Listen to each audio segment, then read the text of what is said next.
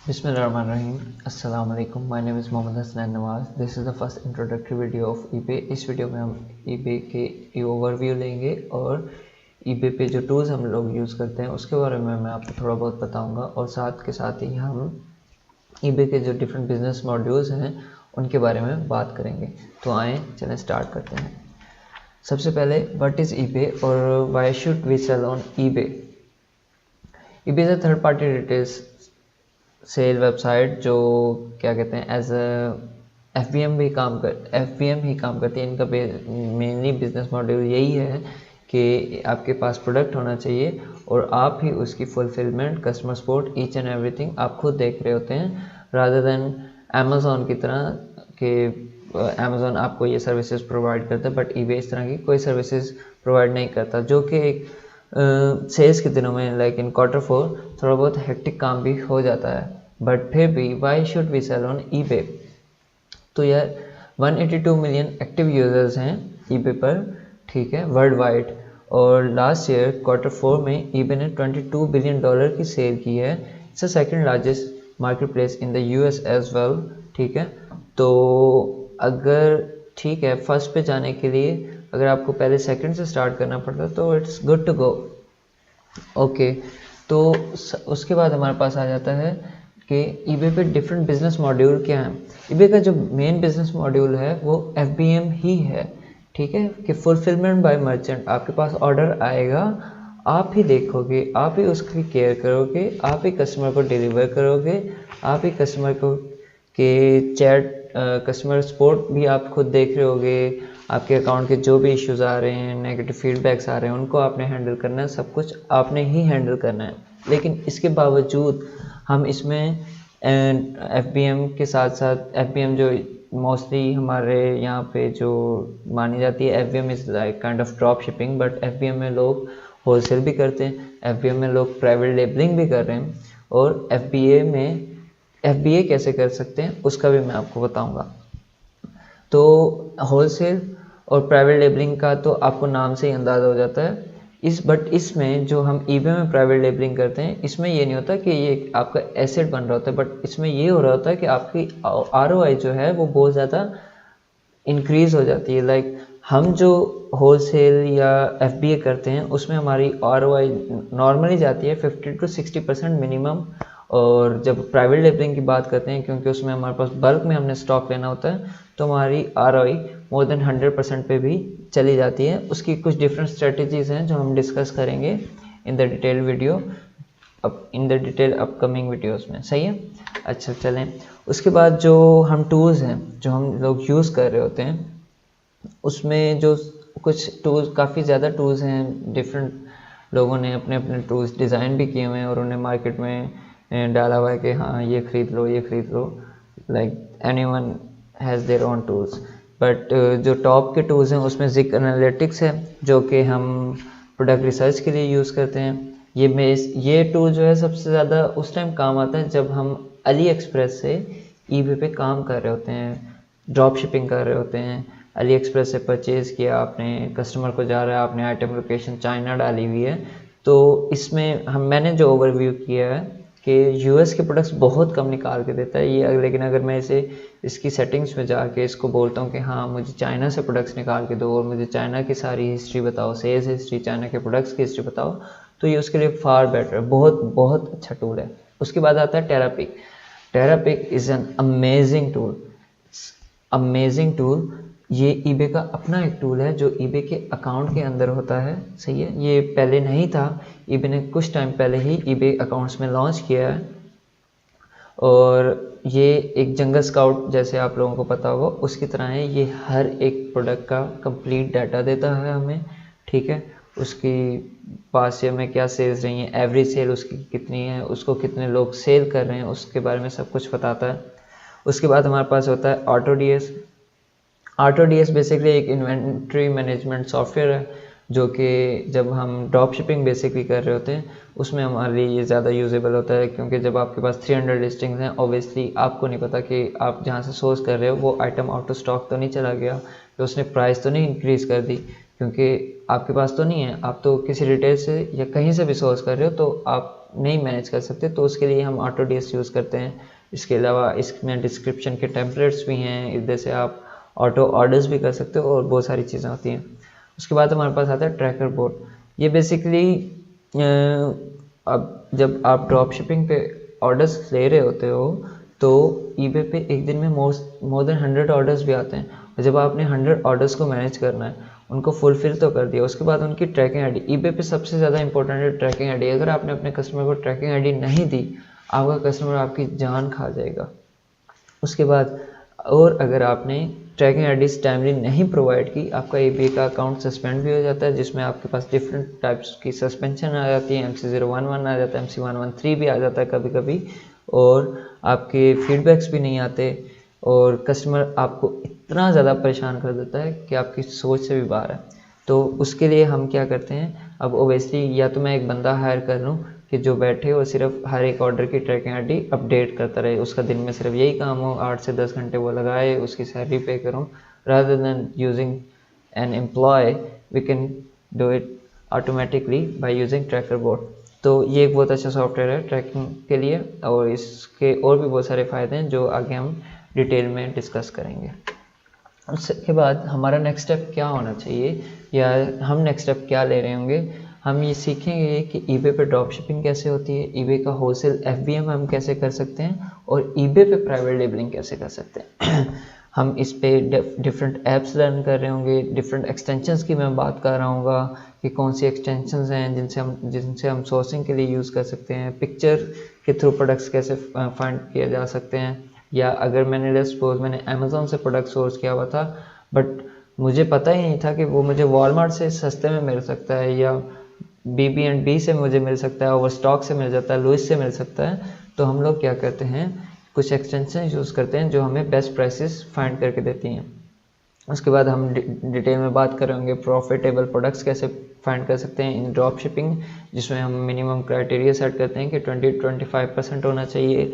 अच्छा, फिर हमने प्रॉफिटेबल प्रोडक्ट्स फाइंड करनी है फॉर होलसेल, जिसमें हमारा क्राइटेरिया होता है कि 40-50% प्रॉफिट मार्जिन लास्ट में होना चाहिए, बट एट द एंड आता है 100% प्रॉफिटेबल प्रोडक्ट्स को फाइंड करना है, या मोर देन 100%।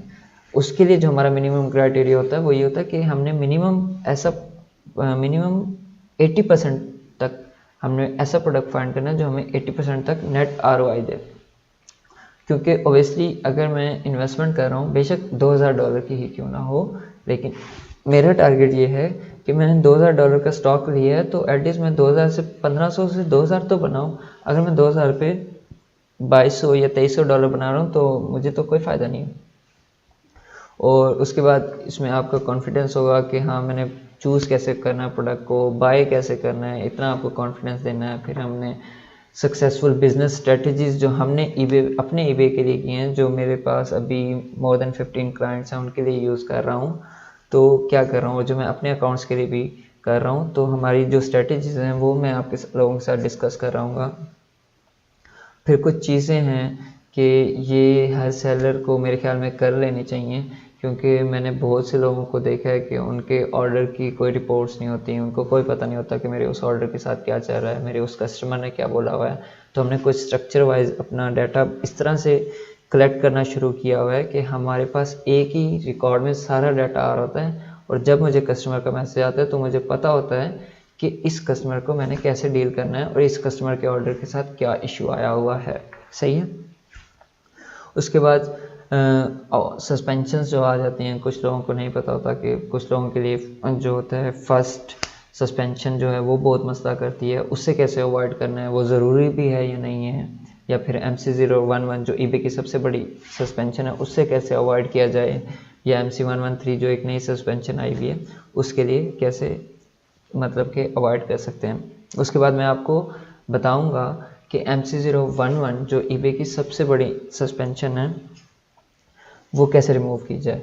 उसके लिए ज़रूरी नहीं है कि आपका अकाउंट सस्पेंड होगा और आपको अपने लिए अपनी हद तक आने चाहिए। यहाँ मिलियंस ऑफ पीपल हैं जो ढूंढ रहे होते हैं जो उनका अकाउंट MC011 से रीइंस्टेट कर दे। अगर आप ग्रुप में भी सिर्फ इसी के ग्रुप में भी पोस्ट कर दें तो आपके नीचे कमेंट्स में बहुत लोग मिल जाएंगे, कहेंगे हमारा अकाउंट रीइंस्टेट कर दो, हमारे अकाउंट के साथ ये मसला आया हुआ है, रीइंस्टेट कर दो। और इसकी नॉर्मली जो चार्जेस हैं वो 300, 400, 500 है based on your client.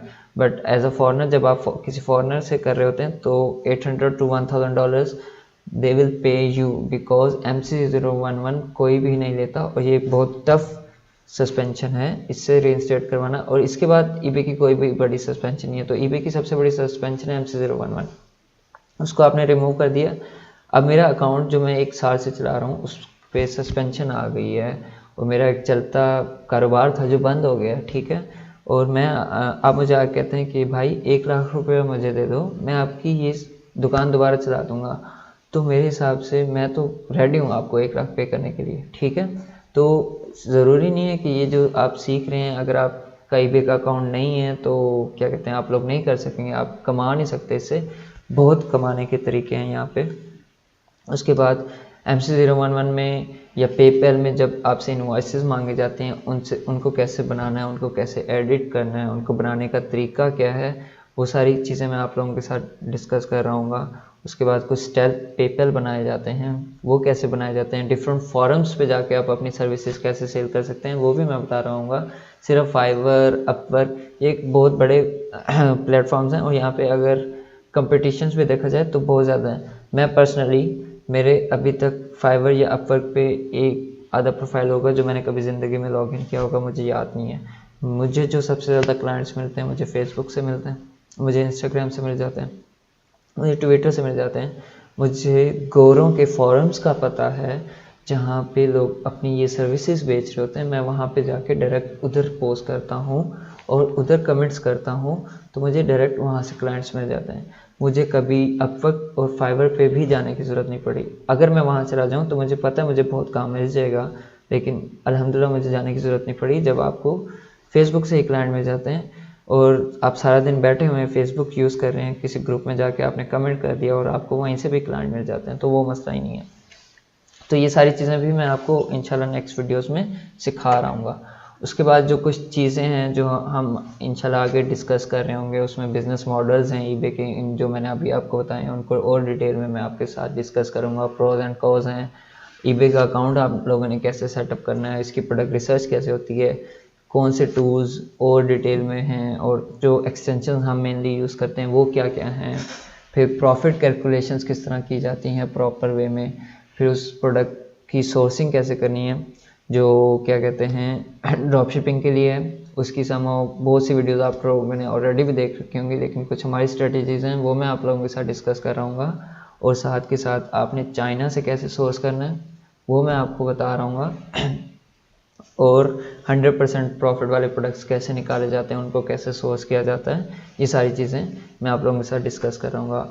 Listing को ऑप्टिमाइज़ कैसे किया जाता है, कितना eBay की जो सेल है ना वो सबसे ज़्यादा आप उसकी सर्च बेस पे ऑप्टिमाइज लिस्टिंग पे ही आपकी सेल होती है। आपका प्रोडक्ट बेशक बहुत अच्छा है, लेकिन अगर आपकी लिस्टिंग ऑप्टिमाइज नहीं है you won't be getting any sales. अच्छा, उसके बाद ऑर्डर प्रोसेसिंग हैंडलिंग, ये जो है मेन टास्क है यहाँ पे, क्या कहते हैं बहुत इंपॉर्टेंट टास्क है, क्योंकि ये एक FBA मॉडल है और आपने सब कुछ खुद ही करना होता है। तो उसमें जो हमारा स्ट्रक्चर है आई गेस वो बहुत एक स्ट्रॉन्ग स्ट्रक्चर बनाया हुआ उसमें हमने, जो एक पूरी डिटेल रिपोर्ट आपको एक रो में बता रहा होता है हर एक ऑर्डर की।